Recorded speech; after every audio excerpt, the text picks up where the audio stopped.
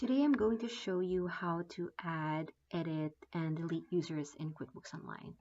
So to do that, you just need to click on the gear at the upper right and click on Manage Users. Okay, so from the Manage Users section, click on New button to create a new user.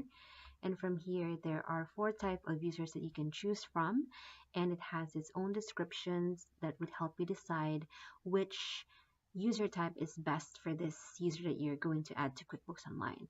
But for this example, I'm just going to select regular custom user and then click on Next. And there are also other options that you can choose from. You can provide this user all access, or you can limit it to either customers and sales or just provide suppliers and purchases.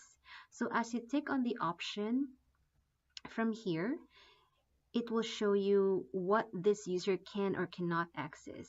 It's going to show the list of items which you can review and see which one or which option best suits this user's needs. All right, but for this example, I'm just going to select all. Then after that, I'm going to click on Next.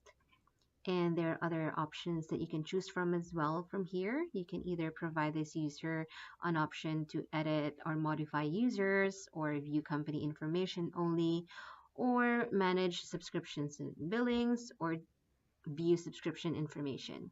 So for this example, we're just going to select the default option and then click on Next.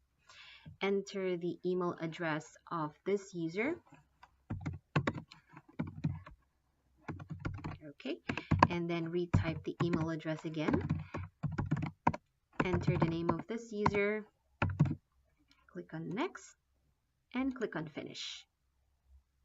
So we just need to wait for this user to accept the invitation, and once this user accepted the invitation, the status of this will change to active. And that's it.